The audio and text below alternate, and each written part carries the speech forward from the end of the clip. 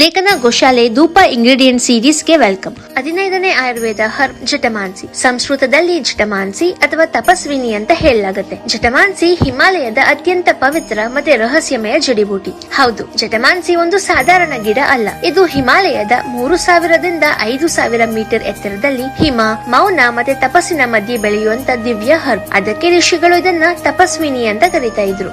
ಇದು ತಪಸ್ಸು ಮಾಡುವ ಮನಸ್ಸಿಗೆ ಶಾಂತಿ ಕೊಡುವಂತ ದ್ರವ್ಯ. ಇದರ ಬೇರುಗಳು ನೋಡೋಕೆ ಜಟ ಅಂದ್ರೆ ಕೂದಲಿನ ಹಾಗೆ ಇದ್ದು ಇದು ಶಿವದೇವರ ಜಡೆಯ ಸಂಕೇತ ಅಂತ ಪರಿಗಣಿಸಲಾಗುತ್ತೆ. ಮಾನ್ಸಿ ಅಂದ್ರೆ ಮನಸ್ಸು, ಮೈಂಡ್ ಮತ್ತೆ ಕಾನ್ಶಿಯಸ್ನೆಸ್ ಗೆ ಸಂಬಂಧಿಸಿದ ದ್ರವ್ಯ. ತಪಸ್ನಲ್ಲಿ ಏಕಾಗ್ರತೆಗೆ ಇದನ್ನ ಬಳಸ್ತಿದ್ರು. ಶಿವ ಲೋಕ ಕಲ್ಯಾಣಕ್ಕಾಗಿ ತಪಸ್ ಮಾಡೋದ್ರಿಂದ ಜಟಮಾನ್ಸಿ ಶಿವನಿಗೆ ಪ್ರಿಯವಾದ ಹರ್ಬ್ ಅಂತ ಹೇಳಲಾಗುತ್ತೆ. ಇದು ಶಿವ ಧ್ಯಾನದ ತತ್ವ, ಮನಸ್ಸಿನ ನಿಶ್ಚಲತೆಯನ್ನ ಸ್ಥಿರಗೊಳಿಸೋಕೆ ಸಹಾಯ ಮಾಡುವಂತ ದ್ರವ್ಯ. ಆಯುರ್ವೇದದಲ್ಲಿ ಒಂದು ಶ್ಲೋಕ ಇದೆ, ಜಟಮಾನ್ಸಿ ತಿಕ್ತ ಕಷಾಯ ಲಘು ಸ್ನಿಗ್ಧ ಮನೋಹರ ಮೇದ್ಯ ನಿದ್ರಕರ ಶ್ರೇಷ್ಠ ಮನೋದೋಷ ವಿನಾಶಿನಿ. ಅರ್ಥಾತ್ ಸ್ವಲ್ಪ ತಿಕ್ತ ಗುಣ ಇದ್ರೂ ಇದು ಮನಸ್ಸಿಗೆ ಸಂತೋಷ ಕೊಡುವಂತ ದ್ರವ್ಯ. ಜ್ಞಾಪಕ ಶಕ್ತಿ ಹೆಚ್ಚಿಸುತ್ತೆ, ಸರಿಯಾದ ನಿದ್ರೆ ಬಡಿಸುತ್ತೆ ಮತ್ತೆ ಮಾನಸಿಕ ಅಶಾಂತಿ, ಚಿಂತೆ ಮತ್ತೆ ಆತಂಕವನ್ನ ದೂರ ಮಾಡುತ್ತೆ. ಇನ್ನೂ ಒಂದು ವಿಸ್ಮಯ ವಿಷಯ ಅಂದ್ರೆ ಬೈಬಲ್ ನಲ್ಲಿ ಕೂಡ ಇದರ ಉಲ್ಲೇಖ ಇದೆ. ಪುರಾತನ ಕಾಲದಲ್ಲಿ ಇಂಗ್ಲಿಷ್ ನಲ್ಲಿ ಇದನ್ನ ಸ್ಪೈಕ್ನಾರ್ಡ್ ಅಥವಾ ಮಸ್ಕ್ ರೂಟ್ ಅಂತ ಕರೀತಾರೆ. ಅಂದಿನ ಯುಗದಲ್ಲಿ ಇದು ಅತ್ಯಂತ ಅಮೂಲ್ಯವಾದ ಸುಗಂಧ ತೈಲ ಆಗಿತ್ತು. ಏಸುವಿನ ಪಾದಗಳಿಗೆ ಅಭಿಷೇಕ ಮಾಡೋಕೆ ಇದನ್ನ ಬಳಸ್ತಿದ್ರು ಅಂತ ಬೈಬಲ್ ನಲ್ಲಿ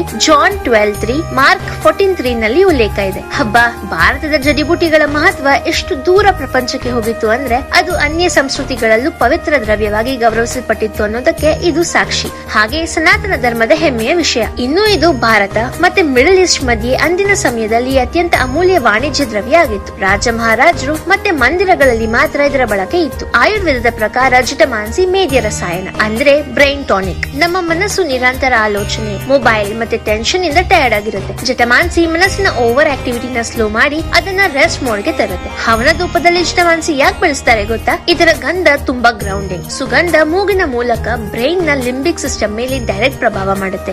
ಅದೇ ನಮ್ಮ ಎಮೋಷನ್ಸ್ ನ ಕಂಟ್ರೋಲ್ ಮಾಡೋ ಭಾಗ. ಅದಕ್ಕೆ ಆಂಗ್ಸೈಟಿ ಕಡಿಮೆ ಆಗುತ್ತೆ, ನಿದ್ರೆ ಸರಿಯಾಗುತ್ತೆ, ಕೋಪ ಕಮ್ಮಿ ಆಗುತ್ತೆ, ಧ್ಯಾನವನ್ನ ಏಕಚಿನ್ನ ಮನಸ್ಸಿನಿಂದ ಸಂಪೂರ್ಣಗೊಳಿಸಬಹುದು. ಆಯುರ್ವೇದದಲ್ಲಿ ಇದನ್ನ ಭೂತ ಜಟ ಅಂತ ಕೂಡ ಕರೀತಾರೆ. ಅಂದ್ರೆ ಮನಸ್ಸನ್ನ ಕಾಡೋ ಅಂತ ಹಳೆಯ ನೆನಪು, ಭಯ, ಕಲ್ಪನೆ ಮತ್ತೆ ಅದೃಶ್ಯ ಆತಂಕಗಳನ್ನ ಶಮನ ಮಾಡೋ ಶಕ್ತಿ ಇದಕ್ಕಿದೆ. ಅದಕ್ಕೆ ಪುರಾತನ ಕಾಲದಲ್ಲಿ ಮಕ್ಕಳು ರಾತ್ರಿ ಭಯ ಪಟ್ರೆ ಅಥವಾ ನಿದ್ದೆ ಸರಿಯಾಗಿ ಆಗಿಲ್ಲ ಅಂದ್ರೆ ಜಟಮಾನ್ಸಿ ಧೂಪನ ಹಾಕ್ತಿದ್ರು ಅನ್ನೋ ಉಲ್ಲೇಖ ಇದೆ. ಜ್ಯೋತಿಷ್ಯ ದೃಷ್ಟಿಯಲ್ಲಿ ಇದು ಶನಿ ಮತ್ತು ರಾಹು ಕೇತು ಶಾಂತಿಗೆ ಸಂಬಂಧ ಹೊಂದಿದ್ದು ಮನೆಯಲ್ಲಿ ನಿರಂತರ ಜಗಳ, ಅಸಹನೆ ಮತ್ತೆ ರೆಸ್ಲೆಸ್ನೆಸ್ ಇದ್ರೆ ಈ ಧೂಪ ವಾತಾವರಣವನ್ನ ಶಾಂತವಾಗಿಸುತ್ತೆ. ಸೈಂಟಿಫಿಕ್ ಅಧ್ಯಯನಗಳ ಪ್ರಕಾರ ಜಟಮಾನ್ಸಿಯಲ್ಲಿ ಜಟಮಾನ್ಸೋನ್ ಮತ್ತೆ ನಾಡೋಸ್ಟಕೋನ್ ಅನ್ನೋ ಕಾಂಪೌಂಡ್ಸ್ ಇರುವುದನ್ನ ದೃಢಪಡಿಸಿದ್ದು ಇದು ಮೈಲ್ಡ್ ಸೆಡೇಟಿವ್ ಮತ್ತೆ ನ್ಯೂರೋ ಪ್ರೊಟೆಕ್ಟಿವ್ ಗುಣವನ್ನ ಹೊಂದಿದೆ. ಬ್ರೈನ್ ನ ರಿಲ್ಯಾಕ್ಸ್ ಮಾಡೋಕೆ ಸಹಾಯ ಮಾಡುತ್ತೆ. ಅದಕ್ಕೆ ಇದನ್ನ ನ್ಯಾಚುರಲ್ ಸ್ಲೀಪ್ ಸಪೋರ್ಟ್ ಅಂತ ಕೂಡ ಪರಿಗಣಿಸಲಾಗಿದೆ. ಇನ್ನೊಂದು ಮುಖ್ಯ ಮಾಹಿತಿ ಗಮನ ಇಟ್ಟು ಕೇಳಿ, ಜಟಮಾನ್ಸಿ ಈಗ ಎಂಡೇಂಜರ್ಡ್ ಹರ್ಬ್. ಅದಕ್ಕೆ ಇದನ್ನ ಅಧಿಕ ಬಳಕೆ ಮಾಡದೆ ಗೌರವದಿಂದ ಮತ್ತೆ ಸೀಮಿತವಾಗಿ ಬಳಸಬೇಕು. ಅದನ್ನ ಗಮನದಲ್ಲಿಟ್ಟು ನಮ್ಮ ಧೂಪಗಳಲ್ಲಿ ಬಳಕೆಯಾಗಿದೆ. ಎಂಡೇಂಜರ್ಡ್ ಅಂದ್ರೆ ಪ್ರಕೃತಿಯಲ್ಲಿ ಈ ಗಿಡ ತುಂಬಾ ಕಮ್ಮಿ ಆಗ್ತಾ ಹೋಗಿದೆ. ಜನರು ಹೆಚ್ಚು ತಗೊಳ್ಳೋದ್ರಿಂದ, ಬೆಳೆಯೋದು ಕಷ್ಟ ಆಗಿರೋದ್ರಿಂದ ಮತ್ತೆ ಅದು ಬೆಳೆಯುವಂತ ಪ್ರದೇಶ ಹಿಮಾಲಯ ಬದಲಾಗ್ತಿರೋದ್ರಿಂದ ಇದು ಆಲ್ಮೋಸ್ಟ್ ಸಿಗೋದಕ್ಕೆ ಕಷ್ಟ ಆಗ್ತಾ ಇದೆ. ಅದಕ್ಕೆ ಜಟಮಾನ್ಸಿ ನ್ಯಾಚುರಲ್ ಆಗಿ ಸಿಗೋದು ಕಡಿಮೆ. ಮತ್ತೆ ಅಧಿಕ ಬಳಕೆ ಮಾಡಿದ್ರೆ ಮುಂದಿನ ಪೀಳಿಗೆಗೆ ಸಂಪೂರ್ಣವಾಗಿ ನಾಶವಾಗಬಹುದು. ಇದು ಕೇವಲ ಸುಗಂಧ ಬೇರು ಅಲ್ಲ, ಹಿಮಾಲಯದ ತಪಶಕ್ತಿಯ ಪ್ರತೀಕ. ಜಟಮಾನ್ಸಿ ನಮಗೆ ಕೊಡುವಂತ ಸಂದೇಶ, ಮನಸ್ಸು ಶಾಂತವಾದ್ರೆ ಜೀವನ ಶಾಂತವಾಗಿರುತ್ತೆ. ಧೂಪ ಕೇವಲ ಮನೆ ಶುದ್ಧಿ ಮಾತ್ರ ಅಲ್ಲ, ಅದು ಮನಸ್ಸಿನ ಶುದ್ಧಿ ಕೂಡ. ಅದಕ್ಕೆ ನಮ್ಮ ಧೂಪ ಸಾಮಗ್ರಿಯಲ್ಲಿ ಜಟಮಾನ್ಸಿ ಒಂದು ಮುಖ್ಯ ದ್ರವ್ಯ. ಇದು ಕೇವಲ ವಾಸನೆ ಅಲ್ಲ, ಧ್ಯಾನ, ನಿದ್ರೆ ಮತ್ತೆ ಅಂತರಂಗ ಶಾಂತಿಗೆ ಅವಶ್ಯಕ. ನಾಳೆ 16ನೇ ಆಯುರ್ವೇದ ಹರ್ಬ್ ಜೊತೆ ಸಿಗೋಣ. ಜೈ ಶ್ರೀ ಕೃಷ್ಣ.